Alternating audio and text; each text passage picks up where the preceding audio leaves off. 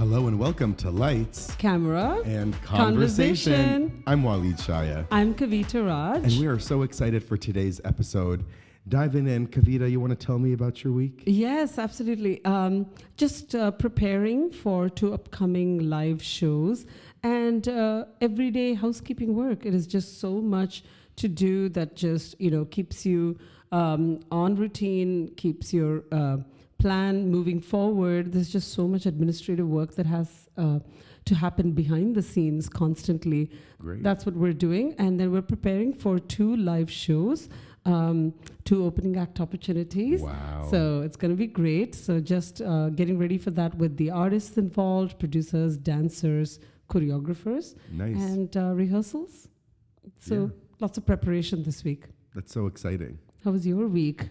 Good. A highlight of this week has been getting the team on the same page. For those that are employees of mine or staff members, having them just double check their task and duties list, making sure to update it like it's a living document, because the position changes, our jobs change, our duties change as things go along. And where is there crossover? Where can we work together and support each other? And that's similar in the conversations we've had. We look at our lists. Hey, this is what we need for the podcast. What can you do? What can I do? What can we do together? And it really keeps us organized. So it was a week of housekeeping as well. Lists and lists. But for me, lists are great. It's how I get a lot of things done. I've known you both personally and professionally, and I know how super organized you are. We're talking about personal and professional relationships today. And a lot of these relationships, the ones that I've had for a long time with people that have been on my workforce, have become personal, right? Yeah. They've become friends. Speaking of, just today, I had a conversation with one of my executive assistants, and I was talking to her, and, I had real talk with her. I just said, listen, what are your plans after this? Okay. How long do you think you're going to want to be here for? Okay. Are you being challenged? Do you see room for growth? What can we do to better utilize your skills? So this is also an environment you want to be in. And it's a two-way street. I have this conversation because it's important, but also because I want to retain my employees, employee retention, right? Same way you want to keep your audience engaged, you want to also keep your behind-the-scenes personnel engaged. And it was a great dialogue. She was, she was shocked that I was actually having a conversation with her about it. She said, "Oh, what a great question. I didn't even think you'd ask me something like this." And it was a nice dialogue where I feel It like shows you now, care. I feel like we have a more personal relationship now. We're very strictly professional, but we're slowly carving into that, and that only helps us have better flow, work well together, trust each other. And that's one variable of it. Now, on the other spectrum, you and I have a very different personal and professional relationship. Yeah. I mean, I call you my bestie because you are. Yes. And we also love to be productive. And that's its own thing. So we'll get deeper on that today. Yeah, and that is our topic for the day. And, we can dive right into it. I don't think that we are unique in that situation, that in this industry, I have seen a lot of people that are friends end up working together, and vice versa, that start off meeting professionally through like a job or a project, that then end up becoming friends. Not that it doesn't happen in other industries, happens everywhere in all walks of life, but in this industry it's extremely common because, again, coming back to the arts, coming back to the creative space, coming back to wanting to work with people that you like, people that you enjoy, brings out the better performance in you. People enjoy working with their comfort crews, right? Your crew is usually the people that you're comfortable with, hanging out with all day, maybe traveling, maybe staying overnight, having like that experience on set in like a production studio, things of that nature. It's not a traditional 9 to 5. Correct. We're in each other's grill all the time, nonstop. And when on set, it's long hours, and there are sometimes tight spaces, or they could be intimate spaces. And ultimately, I've heard casting say this time after time, we want to choose talent that are easy to work with, that are friendly, that are outgoing, that, will come prepared. And that's a reflection of them getting to know you personally, to be able to trust you in that case. Right. And the trust is such an important topic. When you end up working professionally with someone that you know personally, the trust is a wonderful thing. That is usually something that you can take for granted. You know that there is trust. You know that it's always going to be fun. The work environment is always fun. And this is across the board, across the platform, across all industries. What is very unique to the entertainment world, I've noticed, is that there is a lot of creative give and take when you work with a friend, and when you can be comfortable to tap in after hours, so to speak. There is that flow of ideas that you don't have to be like, okay, I cannot text this person till 9 a.m. tomorrow morning. I cannot call this person till work hours tomorrow. Having said that, back to the basics, there has to be an alignment in work ethic.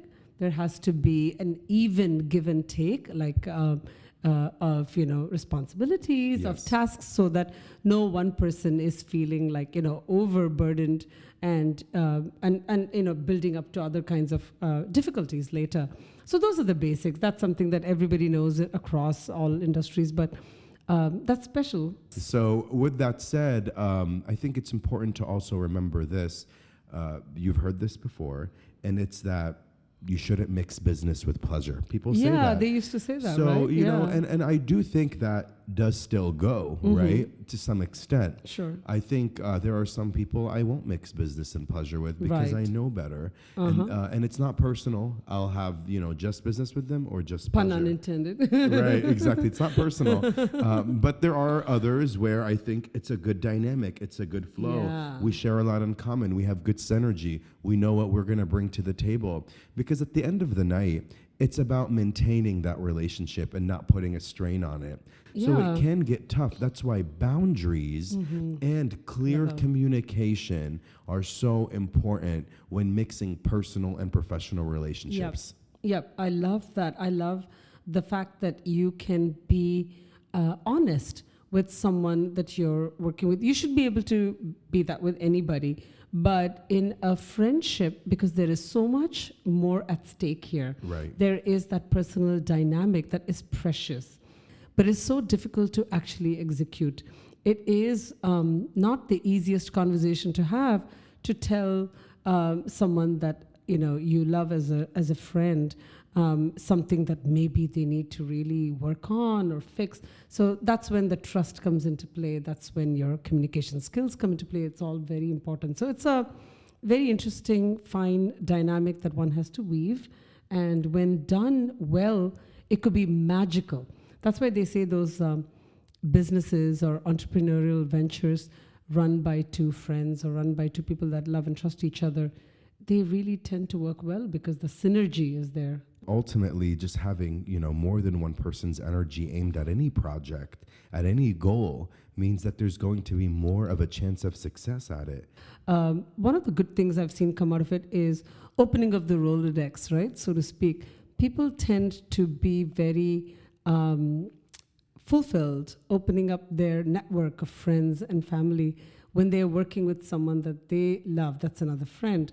And that trust is kind of implicit. It's understood that if we're working together, it's like great to say, hey, this person is going to be great for you for that project. This person is going to be lovely for you. This person's a friend. I've worked with them before. And then that trust element is there. Again, mutual respect is extremely important. And sometimes when that is, kind of shifty, then that can start to become problematic. Absolutely. And it doesn't ever hurt to call the elephant in the room and to sometimes just say, hey, we need to try something different, or let's just take a break on this. I don't think it's ever worth losing any friendship over a sour business venture, in my opinion. Yes, absolutely. But unfortunately, that It does happens. happen, right? Especially with artistry and people's creative concepts and oh my God, yeah. that abstract. Intellectual property and all of that stuff, like so much involved. And also, I think the unique dynamic in the entertainment world is your art and your creativity is quite personal to you. So you tend to take that as an extension of yourself. Unlike some other, professions and industries, you're not kind of clocking in and clocking out and working for someone else on someone else's project and you're done for the day. a lot of the, kind of artistic ventures are personal. It's like an extension of your soul or your feelings into it. So when that is kind of, in a complicated situation, people tend to take it personally, and that ends up Yes. making things more difficult. I want to give a shout out to one of my favorite books. It's a quick read, The Four Agreements. Oh, okay, yeah. Okay. And so I haven't read it, but it's fantastic. And one of the four agreements is don't take things personally. All right. And these are four agreements that if you live your life by, you'll have a more easygoing, open-minded, perhaps stress-free life. Okay, or stress less. There's always going to be stress. You just got to make that decision. Yeah. A stress-less life. Yeah. Stressless. There you have it. We're playing with words today. We're pun masters. So with that said... You always are, though. Thank you, Kavita. With that said, not taking things personally. And another one of the four agreements is don't make assumptions. Yes. And I think that works with any relationship. And there are two other agreements. Be impeccable with your word and always do your best. And I think a combination of these four things make any relationship, especially a personal and professional one, a success. I think you're exactly right. I think when you're in a business together with a friend, knowing and trusting that that person is always going to put their best foot forward is a comforting feeling, right? Sleeping knowing that they're doing their part. I don't think anyone wants to feel like, oh my God, I'm a disappointment. I'm not, pulling my weight. And I think on the other end, nobody wants to feel like their friend is not doing this. It's difficult. So striking that balance is key. And again, in the entertainment space, things are also personal. And your art, your creativity, the stuff you're putting out is an extension of yourself, an extension of your mind, an extension of your soul, heart, all of that. So at the end of the day, the output is a personal product. So not putting your best foot forward will... Well, and at the end of the day, while the output is a personal product and you can put your best foot forward, your best is not going to be the same every single day. Correct. Some days you're a little under the weather and feeling sick. Correct. Some days you have much more energy. Some days you're busier than others and you're dealing with things that give you headaches, while others you're in paradise. So your best will change day to day. Exactly. But it's understanding how do I take what I can give today and collaborate. And when you have personal and professional relationships, it means there's a lot of collaboration going on, both personally and for the workforce. So we've touched on it as great friends, as besties, as people that have known each other for over a decade and counting. But what about relationships that are personal, professional, and still anew? For example, because I get this question often, what happens when I'm in a new professional relationship and that director or that producer, for example, want to be more personal? How do we navigate that? Yeah, I mean, I think that, first of all, it's all organic, right? I mean, you'll see and you'll feel and you'll know in your gut that, hey, this is somebody that I think I really want to extend into like a personal dynamic. And I think you start slow, you start naturally, but at the same time, you kind of, especially if it's the professional turning into a personal, I think you can take your time to make sure that it develops and grows in like a flowy fashion so that you don't jeopardize the pre-existing professional dynamic that you have that may be working really well. And be a bit cautious, not to say caution and to the extent of like, ruining the dynamic, but just caution enough to continue the momentum so that your work situation flows well. But I think it is very important to be able to stay communicating and honest. Absolutely. In this dynamic. Now, what if someone feels pressure to have a personal relationship because of a professional dynamic? I'll give you an example. Some people feel like, oh, I need to hang out with this director or with this casting director or with this music producer because they can put me on the map. when in reality they might not want to, or that person makes them feel uncomfortable, and they let maybe advances go by or conversations endured that they wouldn't normally be a part of personally. Or they simply don't want to, right? Right. Coming back to that first point you made, I'm so sorry. This brings me back to that Friends episode where Jennifer Aniston felt the pressure to go down and, have like a smoking break with the boss, because the boss was, talking about this business trip or something like that with this other co-worker, and she felt like she was missing out on that opportunity unless she went down and she took a smoke break with them. So that's the kind of peer pressure, so to speak, right? It is a fine art. It is one of those things that you kind of have to navigate, and then sometimes you will lose sometimes in these situations, and that's okay too. We're all not perfect. We're all learning and growing. And when it comes to social situations, it is a very subjective thing. So you have to take it on a case-by-case basis and just allow intention, authenticity, goodness be at the forefront of any decision making, and make the best decision you can. Having said that, you don't have to tolerate anything you don't want to, right? As in anything in life.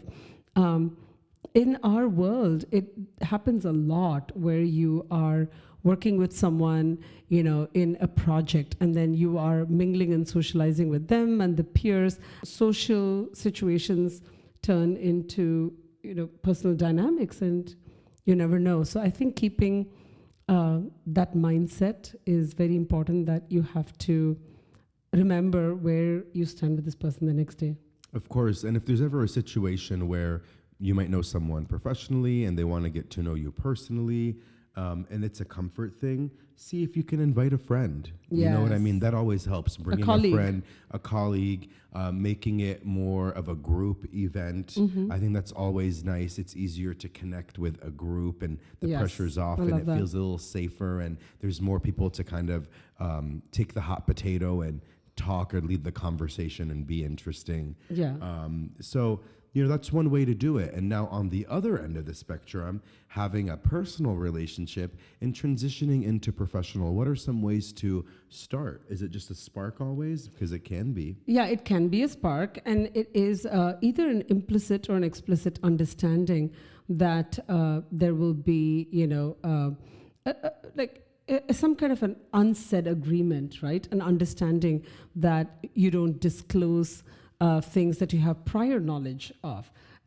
It's either from trust that this person's not going to do it, or I see these days that there are like non-disclosure agreements between people that are doing projects together and collaborating on things together. There is certain information that is off limits. You can't. It's very, especially in the entertainment world, it is very important that if you start building like a close friendship with someone that is going to be, let's just say, your videographer, your photographer, your producer, your choreographer, and they have a lot of information about you, and you are stepping into like a more public-facing situation or role, it is very important that these people that you worked with, but that also have been your friends and they've known you personally, keep confidential matters that should not become public. So some form of an understanding has to be there. So that's one way to, do that and make that happen, constructively. Absolutely. And ultimately, we're always looking out for each other, right? Yes. That's the way to make a personal relationship professional. It doesn't always have to be direct, meaning you and I are working together. Yeah. Although here we are doing our podcast. But I think there are other ways. I might hear of an opportunity for you or for other of your talented daughters or your hilarious, talented husband. Yes. Anyone in the fam, and say, hey, I thought this would be good for so-and-so. Or, hey, just sending this your way, And that opportunity might blossom into something professional for any of us. And referrals are such a big deal. Huge having deal. it be from someone so there are ways to work together and support each other indirectly. So going back to last episode where we talked about finding jobs between work, we suggested utilizing your personal community first. In film and TV, I've heard recently that a lot of people that work on a set or in a crew are people that are like, hey, I know this person that I can bring into the production unit. I know this person that can work on this thing on set, and that's how people end up getting jobs. Yes.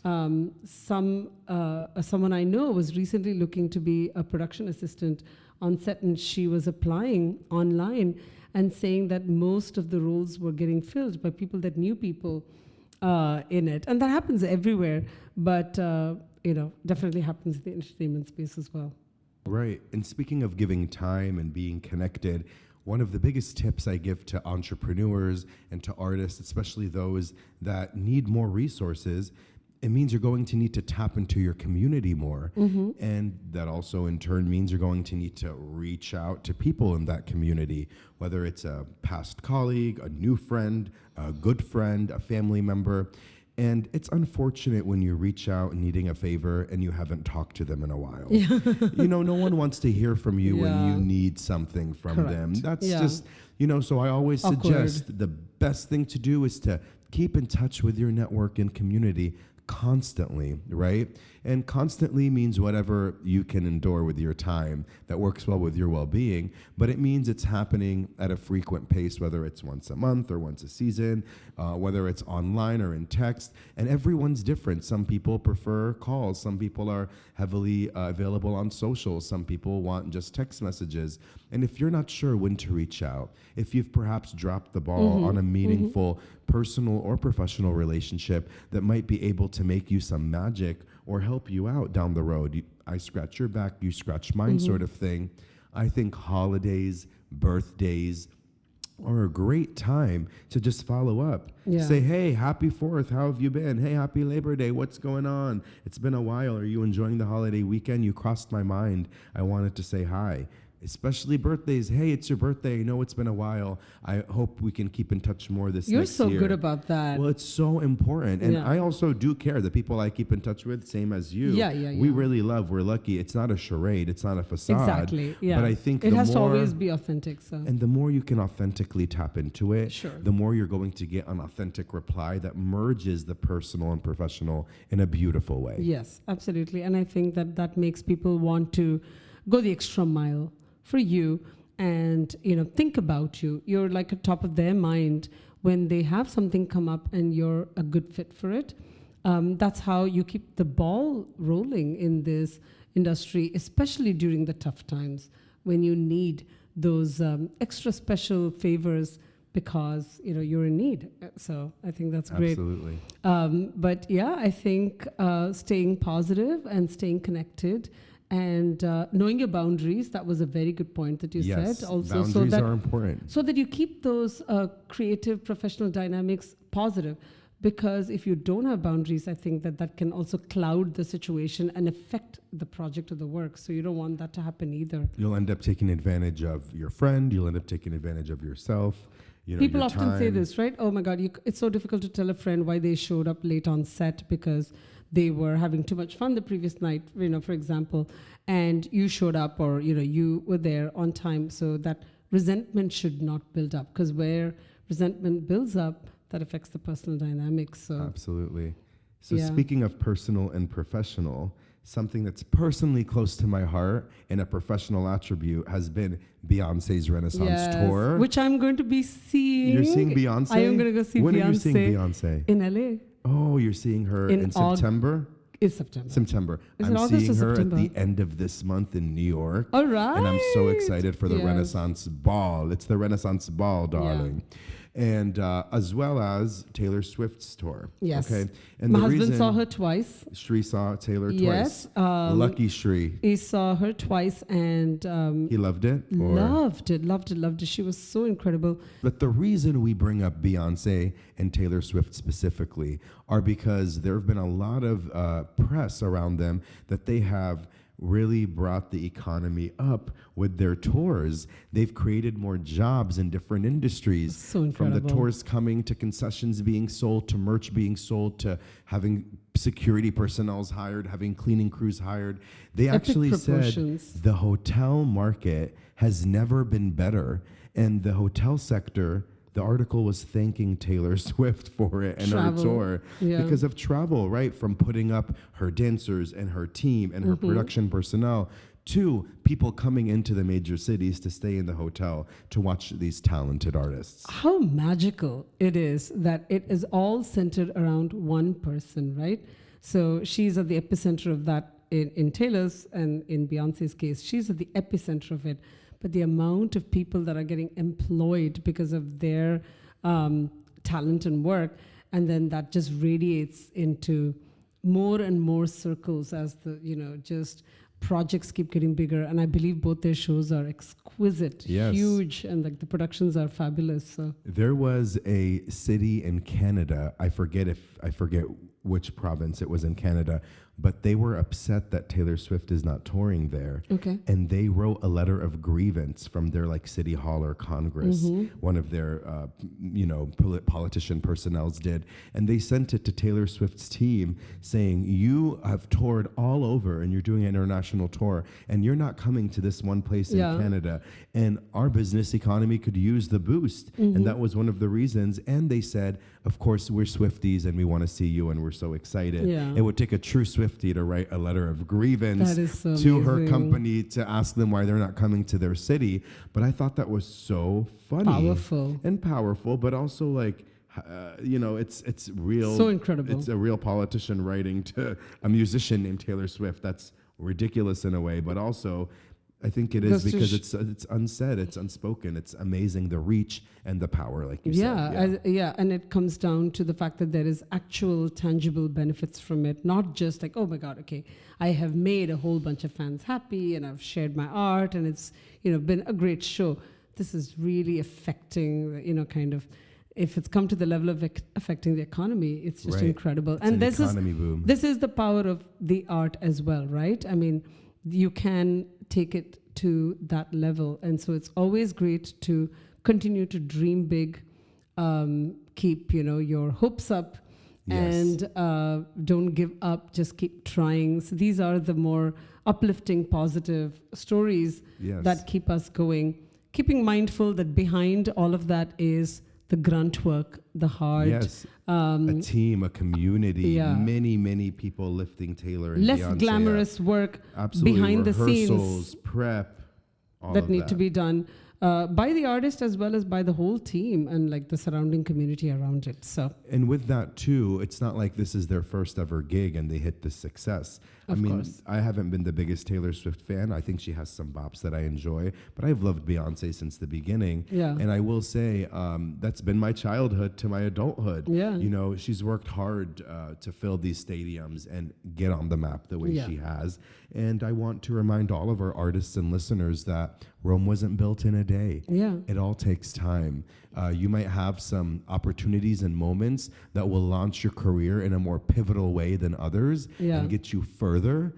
And you may have some that are just baby steps, but ultimately it takes a lot of that forward moving action to get to this level like Beyonce or Taylor. Yeah. Enduring, right? Versus the tribulations. Enduring and hanging in there for the long run and thinking ahead.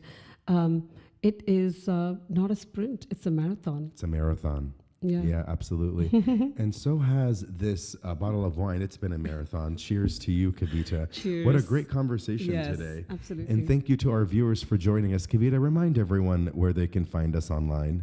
Everywhere. So YouTube, Instagram, TikTok. Follow us on these platforms. Please rate, review our show. Your comments mean everything to us. We'd love to engage. We'd love to learn from you. We'd love to understand what your ideas, suggestions, and tips are so we can continue to improve personally, professionally. Yes. And I am grateful to you that I get to work with you and I get to be your friend. And this is, I think there is no more defining moment of a personal and professional situation than the two of us having a glass of wine and talking about our favorite topic, which is the entertainment world. Yes. And sharing it with others. Yeah, exactly. I mean, we love that. We love sharing, entertaining, and we love spending time together. Yeah, and thank you all for listening and supporting us. We are so excited. Until next time, cheers. Thank you. Hey, be sure to like, subscribe, and follow on Instagram and TikTok. We love interacting. Also, the content in this podcast episode is provided for general informational purposes only. By listening to our episode, which we love, you understand that no information contained in this episode should be construed as advice from Lights Camera Conversation or our individual authors, hosts, or guests. Nor is it intended to be a substitute for research on any subject matter. We always encourage you to do your research. Reference to any specific product or entity does not constitute an endorsement or recommendation by Lights Camera Conversation. The views expressed by speakers are their own, and their appearance on our program does not imply an endorsement of them or any entity that they represent. Thanks for listening, and until next time, have a great day.